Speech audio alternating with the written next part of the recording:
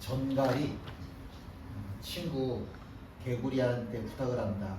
나 이 강을 좀 건너려고 하는데 내가 물속에 들어가면 죽으니까 네 등어리 좀 타자. 그래서 이 강을 건너자.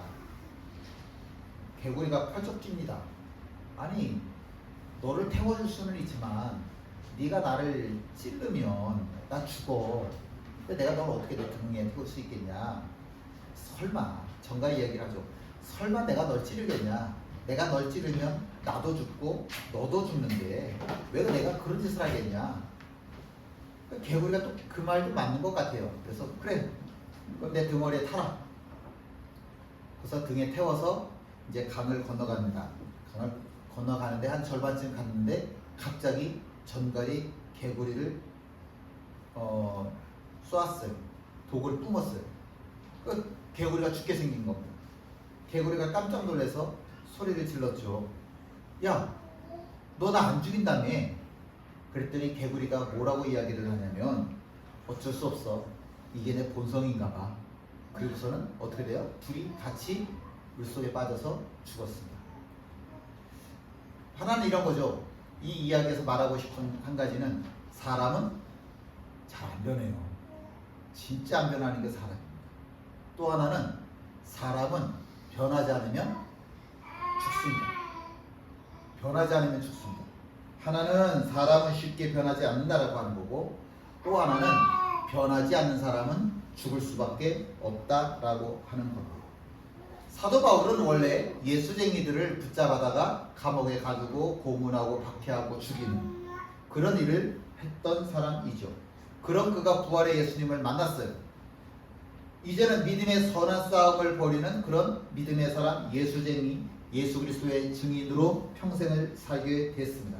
순교할 그때까지 단 한 번도 흔들리지 않고 곧게 한 길을 달려갔던 그런 사람, 그게 바로 사도 바울입니다. 달려갈 길을 끝까지 완주한 사람, 상록수와도 같은, 바위와도 같은 그런 믿음의 사람이 바로 사도 바울입니다. 그런데 사도 바울이 신인가요? 사도 바울이 하나님인가요? 아니죠. 사람은 쉽게 변하지 않는다 라고 했지만 늘 사람 마음 갈대처럼 또 흔들리는 게 사람 마음 아니겠습니까? 그러면 사도 바울도 사람인 이상 내가 믿음의 선한 싸움을 살겠다고 결심을 하였어도 그 마음이 늘 흔들릴 수밖에 없는 게 사도 바울도 사람이니까 그럴 수밖에 없을 텐데 이 사도 바울을 보면 그는 흔들리지를 않아요. 비결이 뭘까? 어떻게 평생 한결같은 마음으로 예수 그리스도의 증인의 삶을 살 수 있을까? 그 이야기를 사도 바울은 이렇게 이야기를 합니다. 들어보시죠. 헬라인이나 야만인이나 지혜 있는 자나 어리석은 자에게 다 내가 빚진 자다. 그러므로 나는 할 수 있는 대로 로마에 있는 너희에게도 복음 전하기를 원하노라.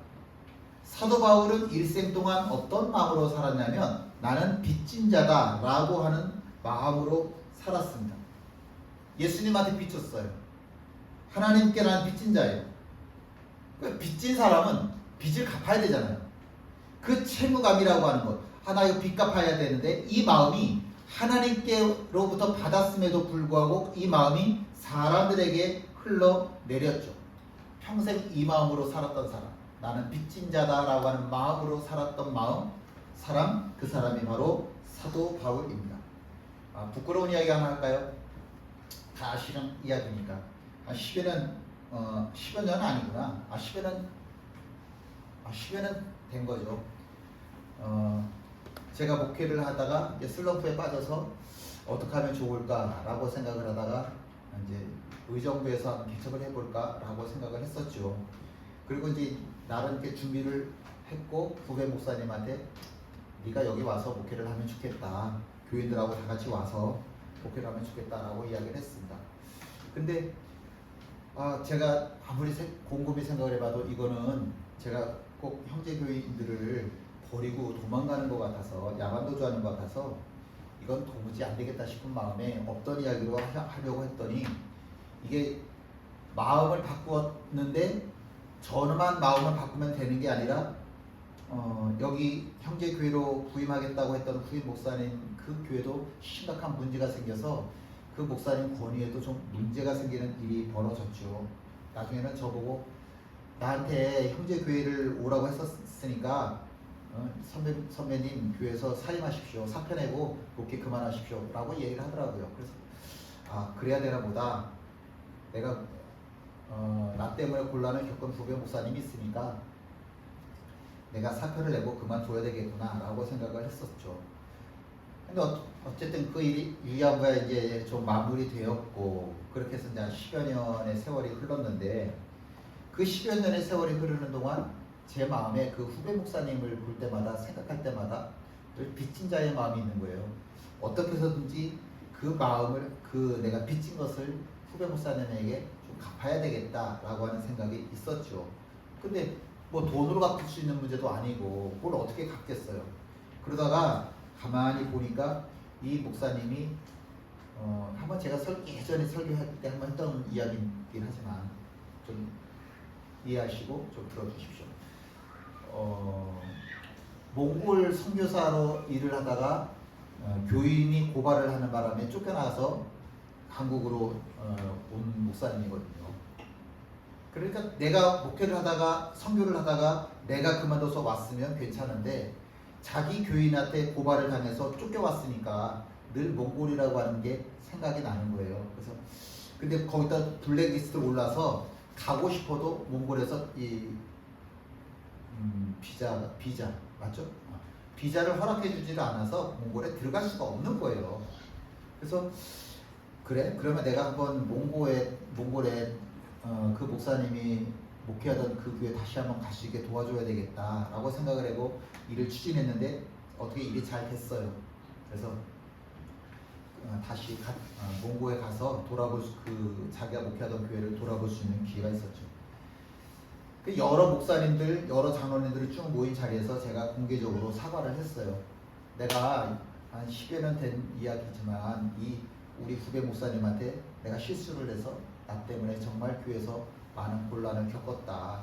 근데 아직까지도 내가 마음에 빚진 마음이 있어서 이 목사님의 씻을 수 없는 죄를 지은 것 같아서 내가 너무너무 마음이 아프다. 그렇게 용서해다오. 모든 사람들 앞에서 공개적으로 용서를 구했던 적이 있었습니다. 물론 그 후배 목사님이 저보다 대인배예요. 뭐 지난 일 가지고 자꾸 그러세요 라고 저한테 이야기는 하지만, 근데 제 마음에는 제가 누군가에게 큰 상처를 줬다고 하는, 마음에 큰 생채기를 냈다라고 하는 그런 미안한 마음이 제 마음에서 떠나지를 않더라고요. 그걸 계속 갖고 있고, 그리고 또 시간이 또 벌써 한 3, 4년 이렇게 세월이 흘렀지만 여전히 제 마음에 그때 내가 정말 잘못했다. 내가 언젠가 또다시 그 빚을 갚을 기회가 있다고 한다면 다시 내가 또 빚을 갚는 그런 뭐라고 그래야 되나요? 꼭 다음에 다시 빚을 갚는 그런 걸 하면 좋겠다라고 생각을 하고 있습니다. 사도 바울을 생각을 해보면 사도 바울도 예수님을 향해서 정말 마음에 큰 빚을 진 사람이에요. 다른 게 아니라 예수쟁이들을 잡아다가 감옥에 집어넣어 거기다 예수쟁이들을 돌로 때려 죽여, 이런 모든 일들을 총책임 맡았던 가장 앞장서서 했던 사람이 나잖아요. 그러니까 예수님 그러면 내가 아무리 예수님을 몰랐던 시대라고 해도 그렇지 어떻게 그런 짓을 하고 살 수 있었을까? 그래서 하나님만 생각하면, 주님만 생각하면 마음에 너무 부담감이 생기는 거죠. 내가 복음의 빚진 자다라고 하는 거죠. 근데 그런 자기 자신에게 주님께서 사도라고 하는 이름까지 주신 거예요. 그러니까 이게 더 견딜 수가 없는 거예요. 그냥 야 너는 무조건 지옥이야 이래도 내가 할 말이 없을 터인데 나를 사도로까지 불러주시니까 야 나야말로 참 죄인 중에 괴수구나 라고 그렇게 주님 앞에 고백할 수밖에 없었던 거죠. 난 참 죄인 중에 괴수다. 나보다 더 악한 사람이 있을 수 있겠는가? 그런데 도대체 나 같은 사람을 주님께서 사도로 불러주셨어? 야 진짜 은혜다. 진짜 은혜다. 정말 신기한 거는 그때 다메섹으로 예수쟁이들을 잡으러 갈 때 사도 바울뿐만이 아니라 많은 사람들이 함께 동행을 하고 있었었거든요. 그런데도 불구하고 그 많은 사람들 중에 구원받고 부르심받고 택함받은 사람은 몇 명이 없게요? 사도 바울 한 사람이에요. 아니 어떻게 그럴 수가 있어요? 그 많은 사람들이 똑같이 빛을 받고 똑같이 음성을 들었는데 왜 사도 바울 혼자만 구원받을 수 있어요? 하나님에게 따져 물으면 이건 하나님만 대답할 수 있는 문제지 우리 중에 그 누구도 대답할 수 없는 문제입니다. 몰라. 똑같이 빛은 봤어도 구원받은 사람, 부르심 받은 사람 사도 바울 한 사람밖에 없어. 그러니까 사도 바울은 아무리 생각을 해도 세상에 나 같은 사람을 하나님께서 구원하시려고 그렇게 특별한 은혜를 베푸셨던 것이었구나. 이거 내가 진짜 은혜의 빚을 지고 살아가는 나는 빚쟁이 같은 자의 삶을 살고 있는 거구나. 은혜라고 하는 건 받을 자격 없는 사람이 받는 것을 은혜라고 하잖아요. 받을 자격 없는 사람이 받는 걸 은혜라고 하잖아요. 아, 내가 바로 은혜를 받았구나. 내가 바로 은혜를 받았구나. 아무 공로가 없는데도 불구하고 아무 공로가 없는 중에도 주님이 나를 구원하셨구나. 그래서 고린도후서 5장 14절에는 이렇게 고백을 합니다. 그리스도의 사랑이 우리를 강권하시는도다. 그리스도의 사랑이 나를 강권하신다. 이 말씀을 표준 세번역 성경에 보니까 뭐라고 써 있냐면 그리스도의 사랑이 나를 휘어잡습니다.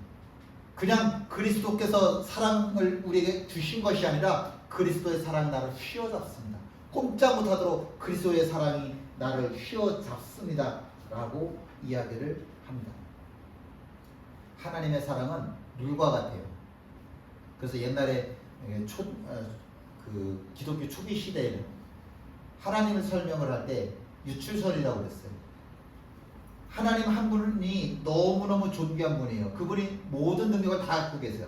그분에게서부터 사랑이 은혜가 철철 흘러넘쳐서 계속해서 위로부터 아래로 흘러내려와서 우리에게까지 이른다라고 하는 겁니다.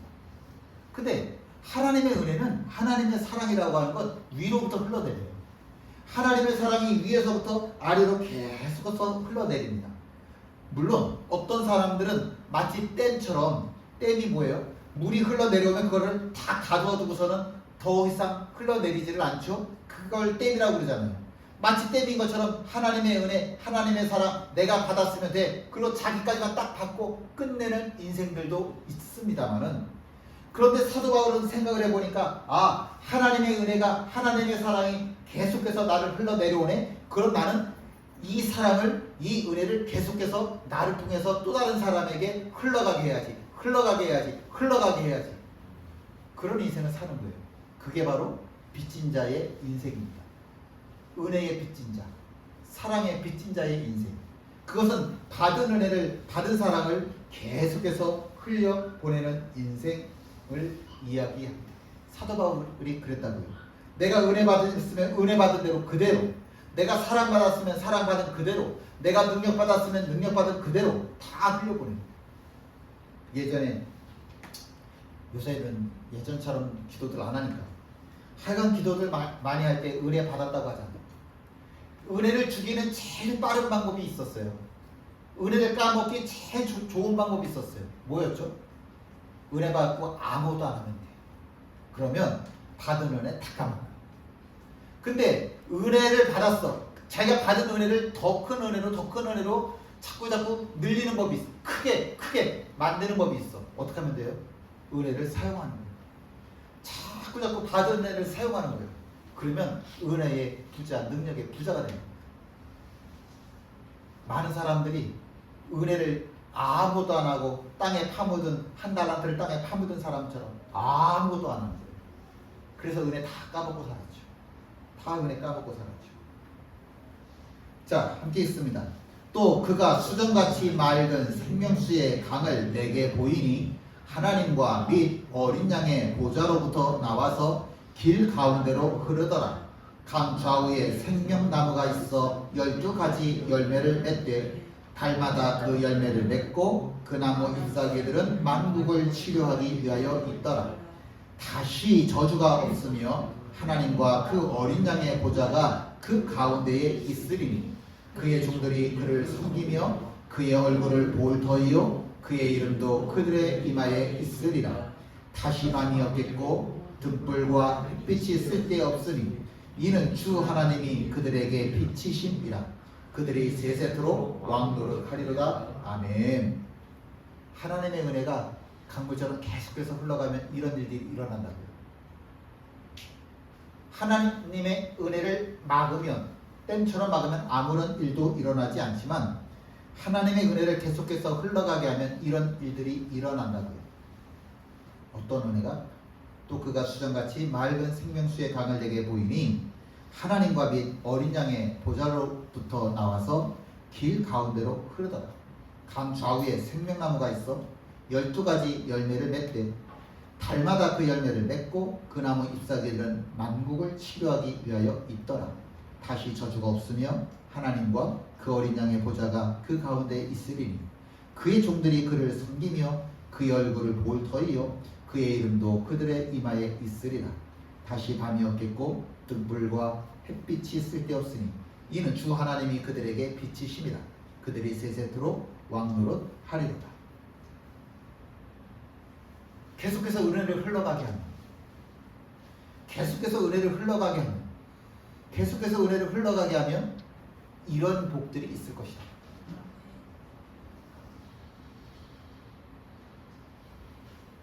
루디아는요, 당시 여성으로서는 정말 드물게 성공한 사업가입니다.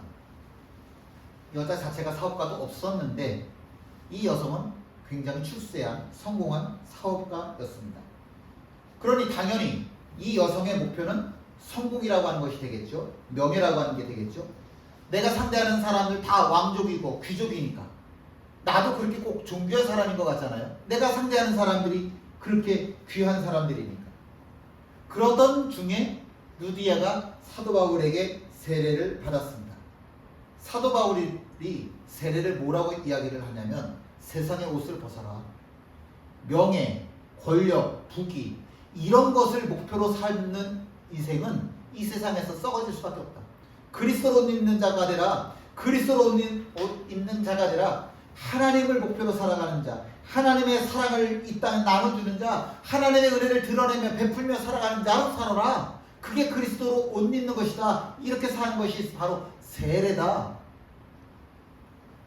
사도 바울에게 루디아가 세례를 받았다라고 하는 말은 내가 세례를 받는 동시에 이제는 그리스도로 옷 입는 자의 삶을 살아야 되겠구나.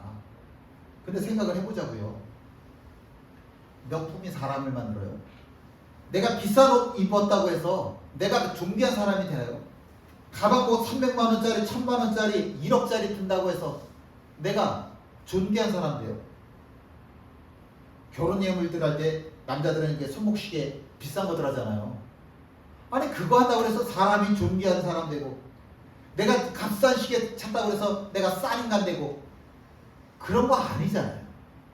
근데 사람들은 소위 명품이라고 하는 거 하나 사려고 몇 달 동안 밥도 제대로 못 먹고 사람도 제대로 못 만나고 그래가면서 명품 이러고 살잖아요. 이게 하나님 보시기에 얼마나 웃기는 이야기예요.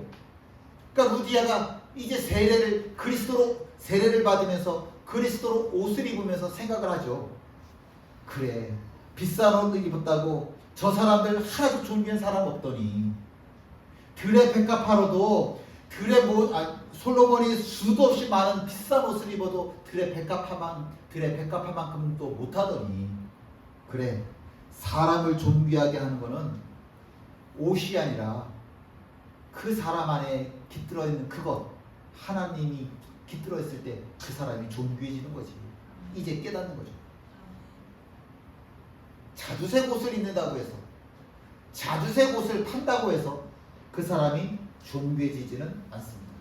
내가 이제부터는 그리스도로 옷 입는 자가 되어야 되겠다라고 딱 결단하는 순간에 나와 그리고 자기의 모든 식구들이 같이 세례를 받지요.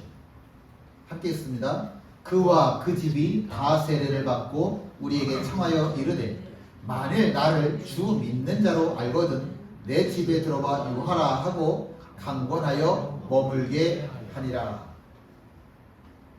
루디아가 사도 바울을 자기 집으로 초대를 했어요.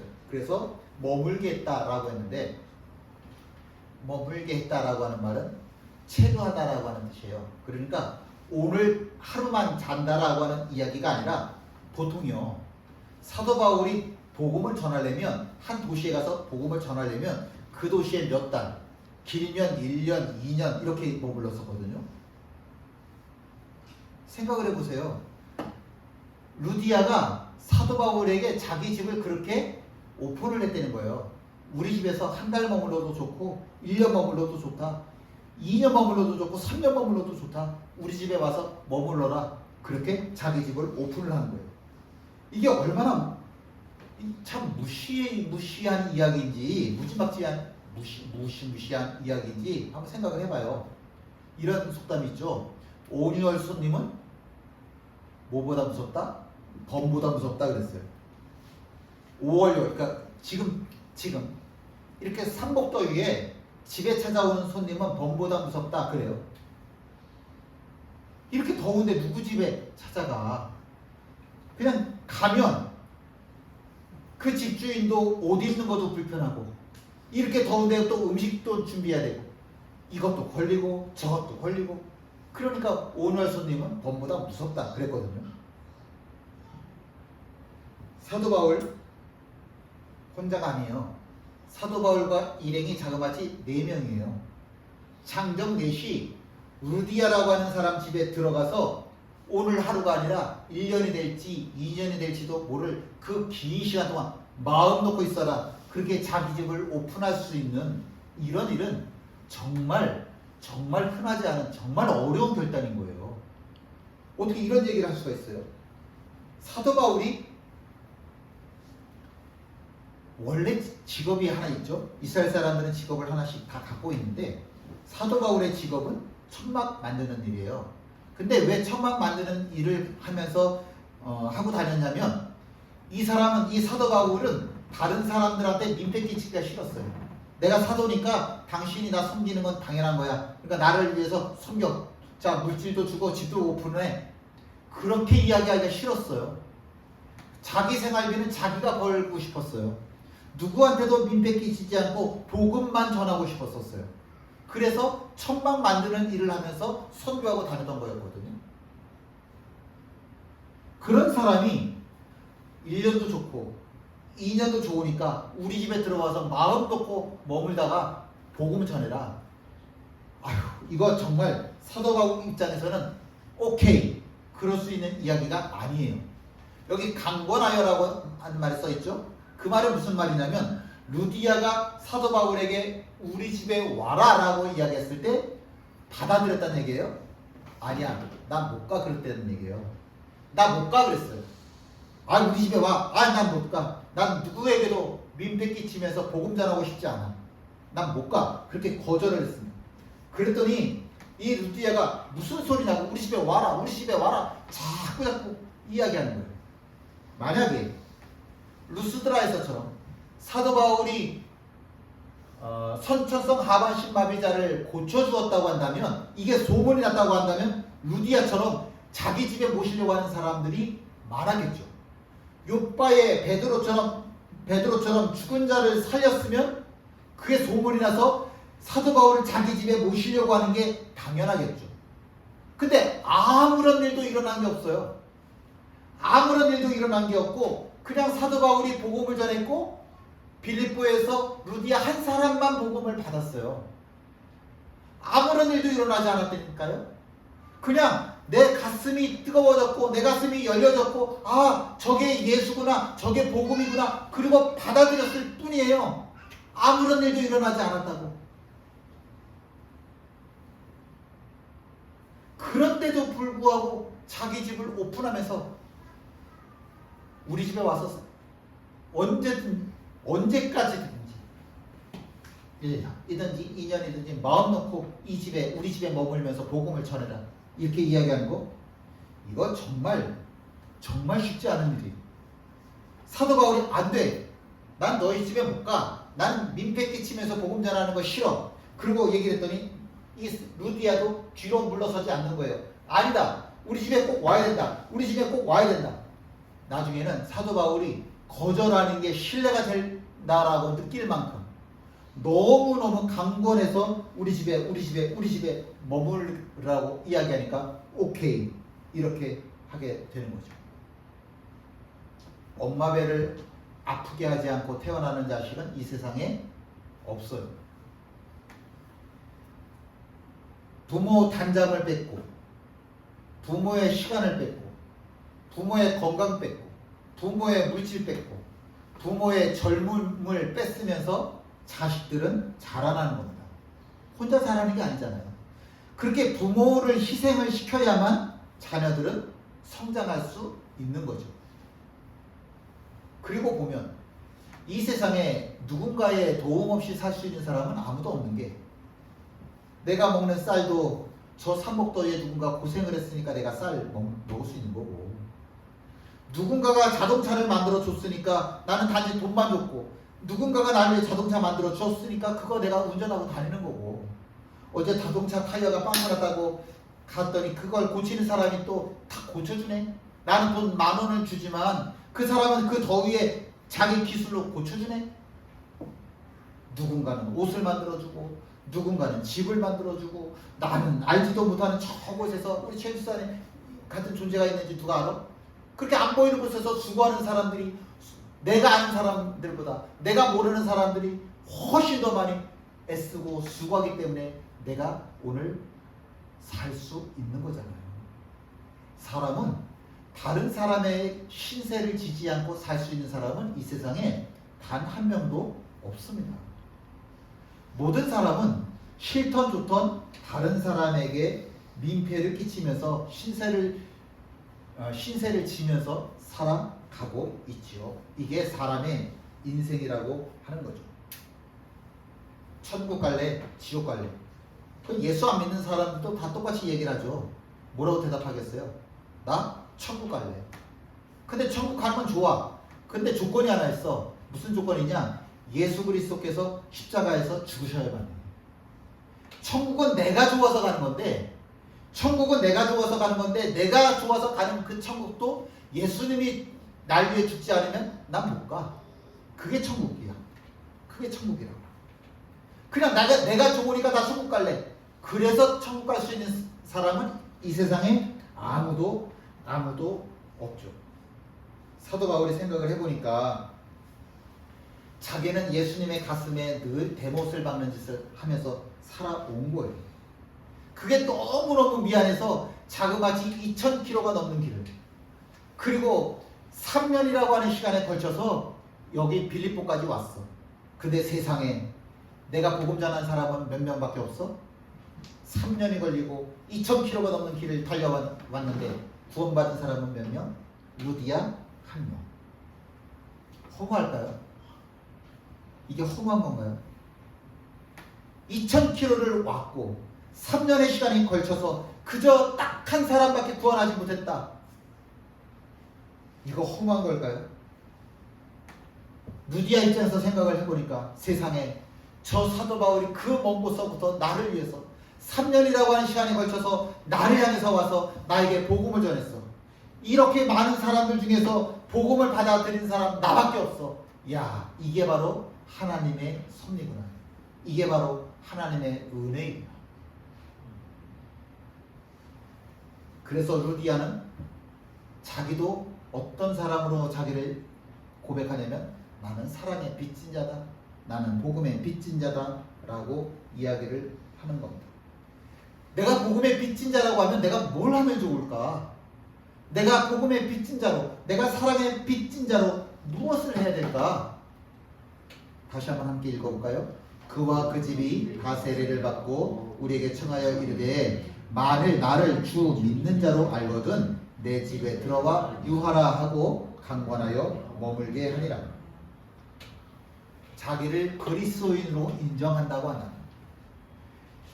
내가 정말 온전한 예수쟁이로 살겠다고 결심한 것, 너 믿어지냐? 그렇다고 한다면 내가 복음의 빚진 자라고 하는 것이, 내가 말씀의 빚진 자라고 하는 것이 너가 믿어지냐? 그렇다고 한다면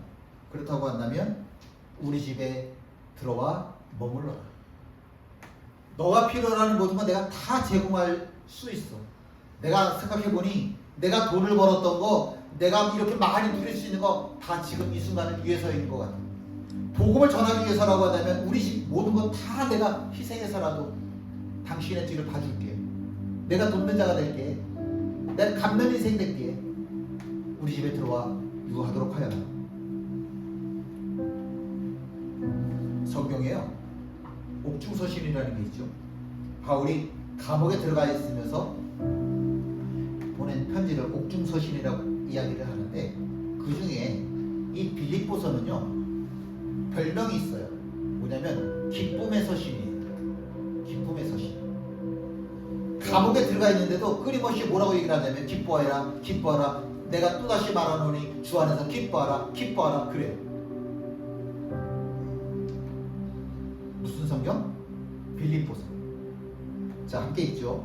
내가 너희를 생각할 때마다 나의 하나님께 감사하며 간구할 때마다 너희 무리를 위하여 기쁨으로 항상 간구함은 너희가 첫날부터 이제까지 복음을 위한 일에 참여하고 있기 때문이라.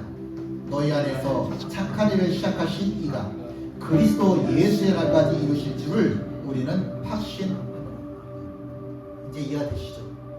루디아를 만난 첫날부터 이 사람들은 복음의 빚을 갚는 자의 삶을 살겠다고 결단하는 거예요. 그러니까 빌립보에 편지를 보내는데 이 빌립보 사람들을 생각할 때마다 생각하는 그 자체가 너무 기쁘고 너무 감사한 거예요. 제가 말씀을 준비하면서 가만히 생각을 해보니까, 그래, 내 인생에 박권사님 안 만났으면 어땠었을까?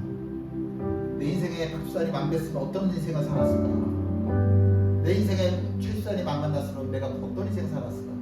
생각할 때마다 기쁘고 감사하고 기쁘고 감사하고. 그리스도 예수께서 착한 일을 시작하신 그리스도 예수께서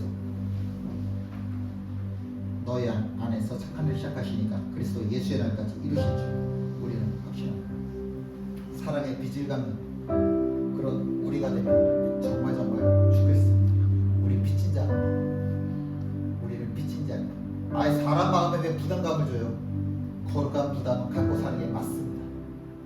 우리는 복음의 빚진 자, 우리는 말씀의 빚진 자, 우리는 사랑의 빚진 자입니다. 함께 일어나 찬양하십니다.